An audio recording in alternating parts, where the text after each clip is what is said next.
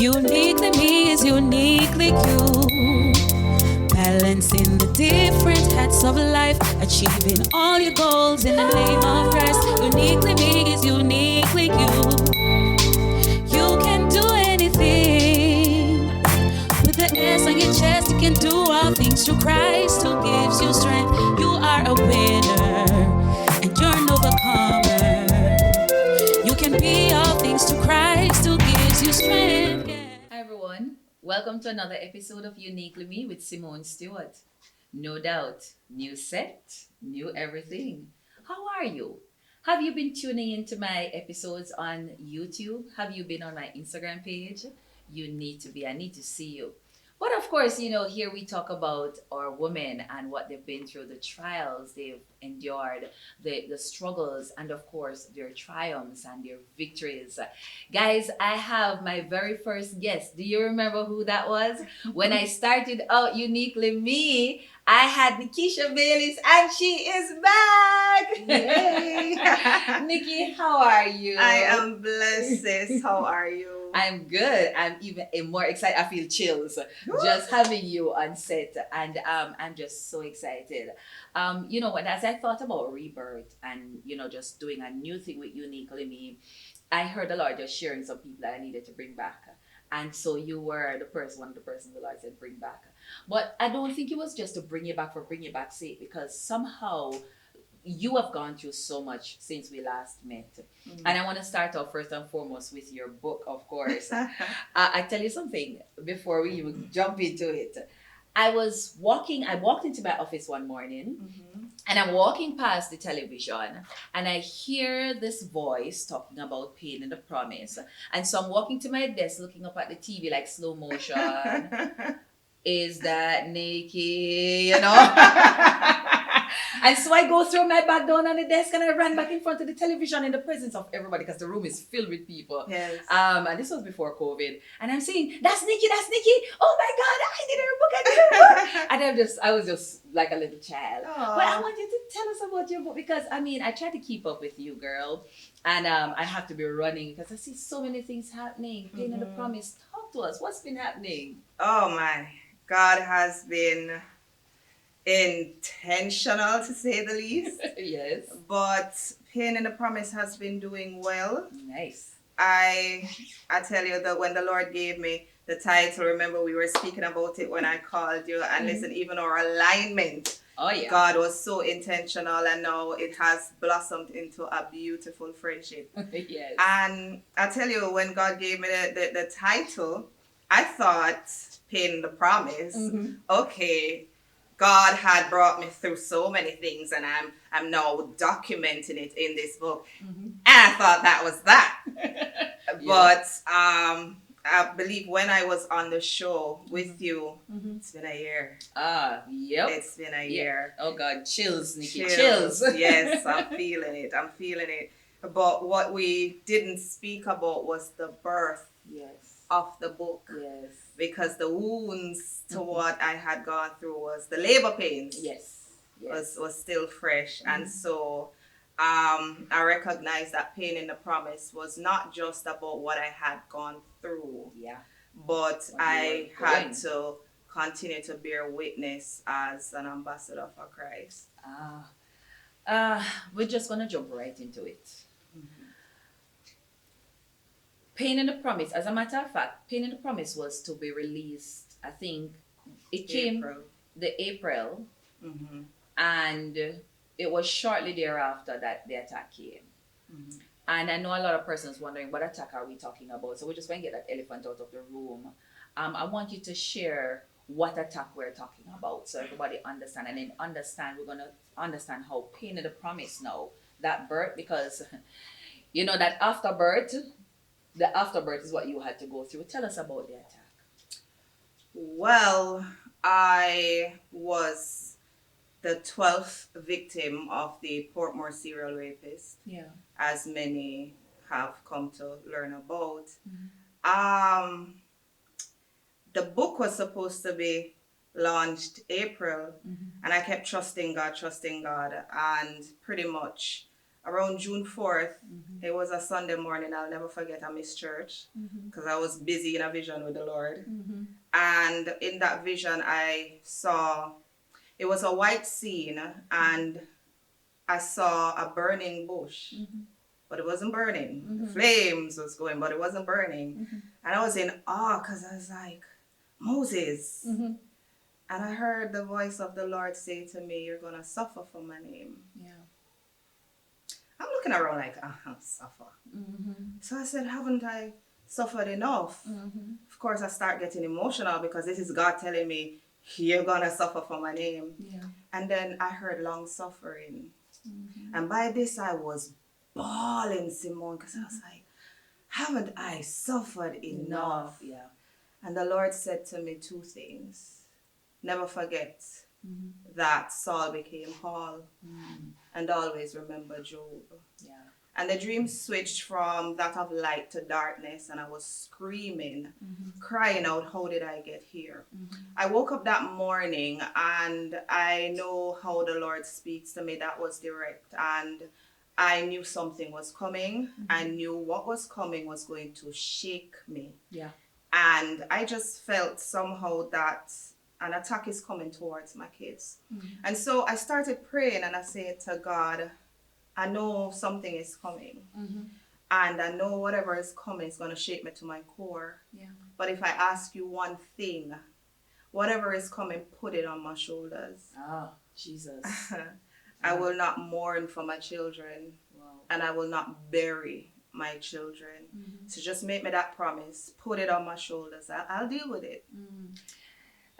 Nikki, I sorry to break you, but you know, I'm just feeling just this weight on my shoulder. Because, you know, sometimes we ask, we say some things, and it was just this week the Lord said it to me, be careful what you ask for. You know, because we, in our minds, when we're asking, we have an idea of what we think we want to go through, of what we think we can endure. Yes. But the truth is, we're never prepared. We're never prepared for what is to come. But the good thing is that somehow God has a way of cushioning. So you tell us about how, you know, what came and how God cushioned you for it. Okay, so pretty much after that was June 4th. 3 days later, June 7th, I remember, you know, talking to a friend, expressing my fears because there was a lot of crime going on around, and I was talking to her, I'll never forget, it was like 12:30 in the morning, and telling her that, you know, I'm so fearful. Like, I was sitting on my veranda looking outside, and the only thing that was protecting me from the outside was a grill. Yeah. And I was like, wow, like, this is deep. And I expressed my fear of, because I'm a single mom, leaving my children home alone and having somebody be monitoring and knowing that they're home alone. And come in and rape my kids. Yeah. That was 12:30 a.m. And so going to my bed that night, I felt fearful. And I remember laying on the pillow that night, and I started to pray, and I was looking out the window, and I was saying, you know, God, cover us. Yeah. And I fell asleep. 2 hours later, there was a push on my shoulder. Yeah. And when I opened my eyes, I saw a man 6 feet tall standing over me, dressed in camouflage, masked, and a knife in hand. And for a moment I thought I was dreaming, because God talks to me in dreams, and sometimes those dreams are real. Yeah. So I'm like, whoa, this feel real. But it was not until he told me, you know, started to threaten me and told me if I made any sound, he was going to kill me, and that I should turn sideways on the bed. Yeah. Nikki, so we know the serial rapist that most persons are aware of. We know he came in. But you were able to get, because I mean, you see, you asked God laid on your shoulders, you prayed cover, and the weapon did form, but you escaped. Tell us about that escape, because I still, you see, I want you to share it, and I'm happy that you came on and willing to share it, because I still remember when you called me the morning. And Nikki, I don't think you knew, I was on my anniversary celebration. Wow. And I remember rolling over to my home, because we had just gone down, I think. And I said to my husband, this is bad. And I literally started, my heart was broken, everything was just falling apart for me. And I said, how can I be celebrating when my friend is going through this? You know, but share with us how you escaped. I remember laying there and he was, doing what he came to do. And I remember feeling so broken, like I felt my spirit, my soul was crushed. Yeah. And I remember just talking to the Lord, tears rolling down. My emotions, my mind was everywhere. Where are my kids? Is he alone? What's happening? Yeah. Several years ago, I made a vow to the Lord, and I said that the next man that I lay with will be my husband. Yeah. So this is not my husband. This is not the way. This is not the way. Mm-hmm. And I remember just speaking to God in that broken place and saying, is this really how my wait ends? And he said to me, put your legs, if I can be as transparent, put your legs over your head. And in that moment, all strength left me, and I felt myself giving up because it was me and him alone in the room. There's nobody coming to rescue me. Mm-hmm. And I heard a soft, still voice say, run. Yeah. And as soon as I heard that voice say, run, Simone, something, someone, some power pushed me off that bed. Mm-hmm. And as soon as I got up, I fell. Yeah. And I heard the soft, still voice came back and said, keep going. Mm-hmm. And I ran out. Yeah. And so the victory for me was that the weapon was formed, but it didn't prosper. Yeah. Yeah. My God. Ah. Okay. Simone, do not let me start getting emotional. I'm trying not to, but Nikki, I'm proud of you. And I've told you that so many times. Because the truth is, not many people would have been able to endure that and come out how you have come out and being able to talk about it. And but the thing about it is that God prepared you for it. And he prepared you even more so with pain in the promise. After, because I know we had to go through it with you, the first couple of days, we know it was rough, right? But when you got to that place, tell us, when you get to that point where the Lord reminded you of pain in the promise? I'll never forget it. It was like 1 week later, you called me and you were so excited. Nikki, the book is ready to be published. And I don't think I told you that evening I was laying on the floor in my living room with a knife in my hand. Oh my God. Because though I had the victory, I didn't feel victorious. And if we are truthful as, children of God, God is not asking for us to keep up a facade or to pretend or to make excuses for him. And so I was still dealing with, the emotions of having my space violated. And so I was wrestling with God, to be honest. I was like, you do things your way, and me, I go do things my way, because I don't see why he had to come in and touch me. I didn't see why it had to go this far. Yeah. And so that night that evening when you called me, I was on the floor with a knife in my hand saying, may I watch the back door, I'm watching the side door, I'm watching the windows, anybody come in gonna get caught. Yeah. But as you hung up the phone, the Lord reminded me of the title that he gave me and the book in which the words and everything and the testimonials. And so pretty much God challenged me. He said, now I need you to walk it. Yeah.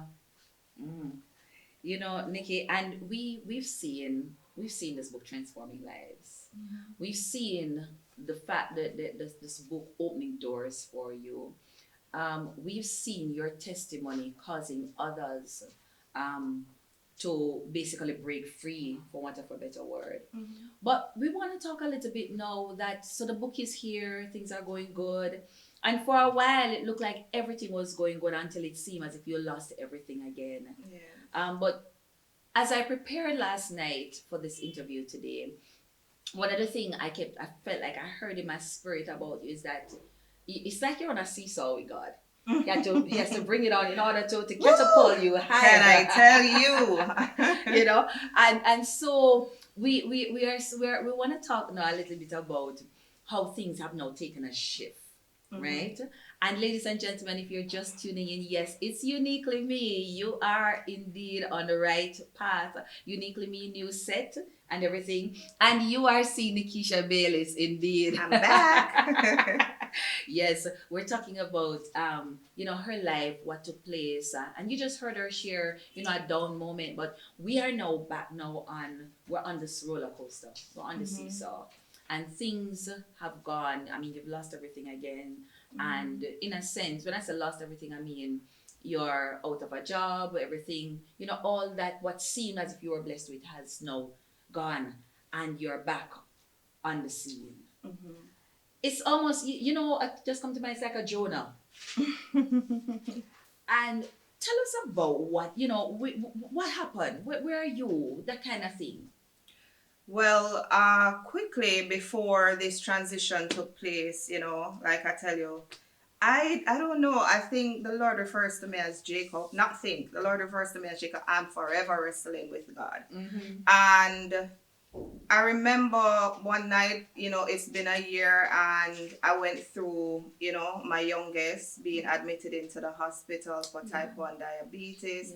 And this was January. So I went through the attack June. And by the time I'm trying to get my head right, I'm back in the hospital. And, the Lord said to me one day that there was more for you than who was against you. And I told you what was to come, but yet you have held on to the long suffering. You have not held on to remember that Saul became Paul and never forget Job. And that's when I recognized that I was pretty much dealing with being a victim. I was staying in that victim mindset, feeling sorry for myself and holding on to long suffering. And so I started to dig deeper into long suffering. And long suffering is pretty much having the patience during afflictions. And the one personality trait that we all need to have is that of resilience. And so I recognized that I was operating in this victim mindset, and I decided that I was going to delete those old files. I'm not a victim, I'm a victor. Come on, girl. Come on now.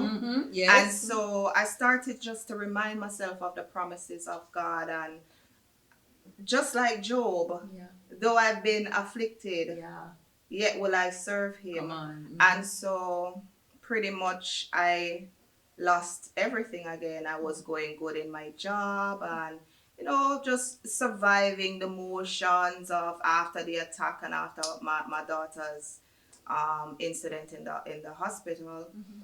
But then an opportunity presented itself where a woman of God called me and made me an offer I couldn't refuse, and that was offering me stability and the freedom to relaunch my clothing line, Zephaniah. So that partnership has come into one as P.O.P by Zephaniah, which means power of prayer. And Zephaniah, of course, means protected by God. Oh my God. Wow. I want you to say that again. I'm just excited. I want you to say that again. P.O.P by Zephaniah. It means power of prayer, and Zephaniah protected by God. So that's power of prayer protected by God. Come on. And so that it's a clothing line, right?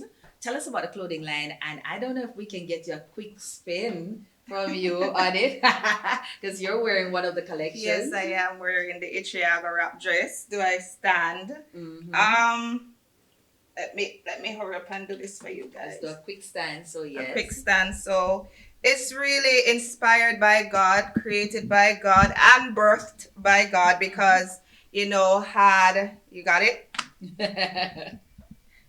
I tend to, be a procrastinate a bit, and I don't want to step outside of the will of God. And so when this opportunity presented itself, to be quite honest, I was like, no, no more partnership. And the next, by the morning, my friend approached me. That was a Wednesday evening, and by the Thursday evening, a woman of God called me and she said, have you ever thought about going back in business? I started looking up in the sky. I was like, really? Really? You and God have a thing Me going. and God. And so the long and short of that was that I recognized that this was my second chance that I've been praying for. Yeah. I recognized that this was my season of, remember Job, Yes. restoration. And I want to point out that, when the devil visited the Lord and, went and the Lord offered up Job, I want people to understand that the same day that the devil approached the Lord and the Lord offered up Job, his restoration was already written. Oh my God. It was already written. So it's not if nor but nor maybe. And so I resigned. And so when I resigned, I was thinking, play it safe. And that was June 30th. And so the next day I turned up at work and pretty much, my car that I, spoke about that I had gotten during my season of blessings, that was kind of entangled up into, the company. Right. And so I thought to myself that, boy, I'm going to resign now and, July, not going to have no income and back to school. I really am going to leave the same way I left. And Simone, the average person that have sense would not resign at a time like this. Nope. But I remember as fear started to creep in, I went back to the testimonies that I wrote about in Pain in the Promise, Yes. where there were days when I couldn't feed the kids and the Lord provided. And as such, I made that walk. I lost the car, didn't have an income, but can I tell you, the day I lost the car within 3 hours, I got a new car. Woo! I love it. Listen, I love, you see, I love when Jesus does these things. And the truth is that, Nikki, he wants us, you see, as we're talking and I'm looking at your book, it says pain in the promise, which means that there is a promise. The problem is that it's just that the promise has some depth to it, right? It has the pain, it has the hurdles, it has all the different things. But let us not forget that it is still a promise, right? So like a Jeremiah 29 verse 11, for I know the plans I have for you, which means that he has already written them. Yeah. He knows what they are. Yeah. And the thing about it now is just us enduring, going over the hurdles, for want of a better word. And sometimes, yes, we get knocked down, but pick ourselves up and go again. We're about to wrap up, Nikki, and I want you to do two things. I want you to minister to our women that's watching, to tell, especially those that are thinking, I've lost everything. This is my second or third time around. I'm about to lose everything again, and me done with this God business, because why is he putting me down, lifting me up, putting me down? I want you to talk to them, and then I want you to tell us quickly where we can find Zephaniah collection. All right, so I want to say to ladies who have been afflicted that, not because we're blessed means that we won't be afflicted, that we won't have to endure pain or, pretty much long suffering like the Lord told me. I want you to understand that sometimes our wounds are not for ourselves, but for somebody else. And I just want to quickly touch on, one of my favorite stories in the Bible was that of when Peter denied Jesus 3 times. And Jesus told him that when you come back, strengthen your brothers and sisters. And so I have recognized that being wounded, there's absolutely nothing wrong with being wounded. It's living in that mindset that I'm wounded and that I'm a victim. No, God says that you are the victor, you're the head and not the tail. And I want to tell you that though you're wounded, you're not destroyed. And our wounds are a testament that we have overcome what was sent to destroy us, but the wounds are what we should go out and testify to others of the glory and the greatness of God. I've been kicked down several times and your girl is still here. I want to tell you to basically, we have to renew the mind. And so pretty much delete the old files, delete the victim mentality, delete the I can't bother and this quitting mentality and replace it with the word of God and the promises of God. Listen, God now let go your hand. Let me go right in a patois. He will not let go of you. He has not let go of me. From when I was in dancehall, not wearing clothes, to now I'm fully clothed. P.O.P by Zephaniah. And you can find us on Instagram at pop_by_Zephaniah or shop online at www.popbyzephaniah.com. Thank you, Nikki. Nikki, it's always so refreshing to talk with you.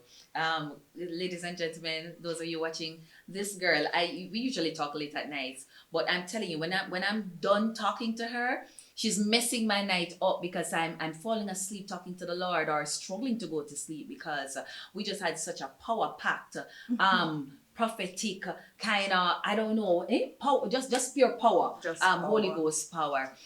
Thank you again, Nikki, for coming. Guys, if you have not yet got Nikki's book, Pain in the Promise, you need to get it. It is filled with, she's real, she's down to earth, and she just lays it all out, and then she just wrap it up with a word. Thank you so much again for tuning in to another episode of Uniquely Me. I can't wait to see you again next week. Bye-bye. Who am I really?